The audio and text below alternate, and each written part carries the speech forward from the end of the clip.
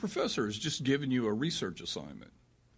You take time to make sure that you understand the assignment, plan and dedicate time to the project, select a topic that is of interest to you and one that raises questions in your own mind, and narrow the topic from broad to specific.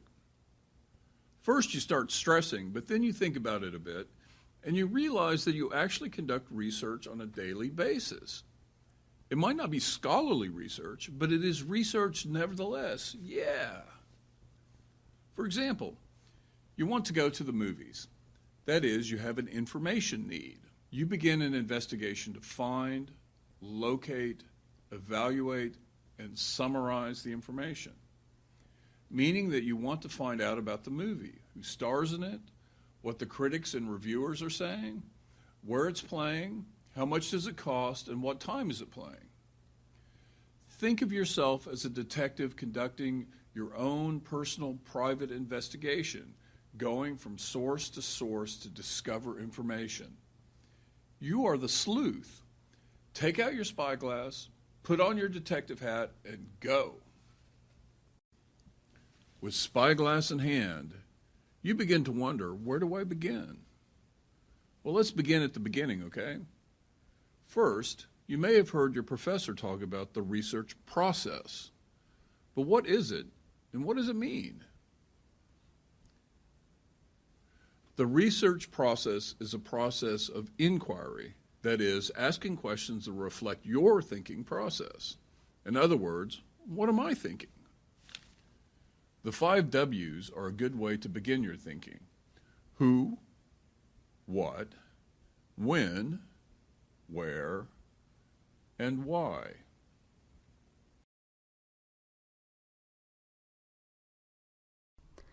The 5W criteria can add context to your investigation and turn a topic into a research question.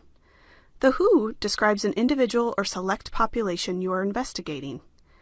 The what describes a specific aspect or element that directly impacts the who. When is a time frame in which you might limit your investigation. Where is a geographical location where you might focus. The why is the reason why this investigation is important or meaningful. The why is not necessarily a part of the final research question, but more informative of the scope of the project in general. So let's try an example. We want to research vaccine requirements. We can use the 5 W's to specify the scope of our investigation.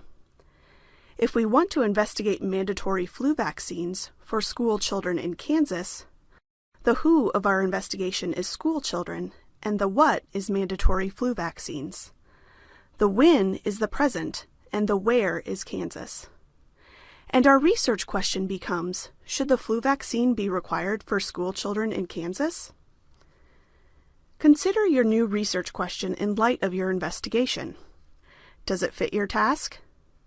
If you are investigating should my 5-year-old get the flu vaccine, this research question might be a little too broad. If you are writing a book about preventing flu outbreaks, it is probably too narrow. If you're writing a 5-page research paper about an aspect of flu transmission, it's probably just right. You can also use the 5 W's to broaden the scope of investigation to fit your task. If your task is to write a book about preventing flu outbreaks in the U.S., you could change the criteria in this way. School children becomes Americans. Mandatory flu vaccines becomes flu prevention. And you'll need to change the when to a timeline that might include the history of flu outbreaks, the current situation, or how to prevent outbreaks in the future. And Kansas becomes United States. If your topic is too broad or vague, you may be overwhelmed with information. If your question is too narrow, you might not find anything at all. Before you start your investigation, take a moment to refine your question. This step will help you focus your search and zero in on what you need to find.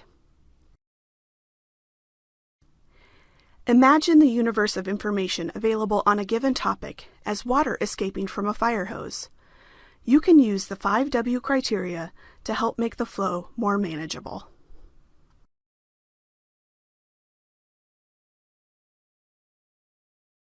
What is my question? Your research question is different than your topic. For example, your topic might be racial profiling in law enforcement and its impact on racism. However, your research question might be something like, how does racial profiling in law enforcement influence racism? So think about, what is your main argument? Does racial profiling affect racism or not? In what ways does racial profiling in law enforcement influence racism? You may want to think about the topic in terms of the personal or ideological, the religious or spiritual, social or political, rhetorical and vocational influences on racism. You may want to start with a pro or con statement, then move to more specifics. Then how does your research prove your argument? Are more questions raised from this questioning process? It's important to narrow your topic from general to specific. Racism is a very broad topic, and racial profiling narrows the topic to a more specific form of racism. Finally, law enforcement in the United States provides context. Next, you'll need to investigate the topic by searching for articles in the library databases.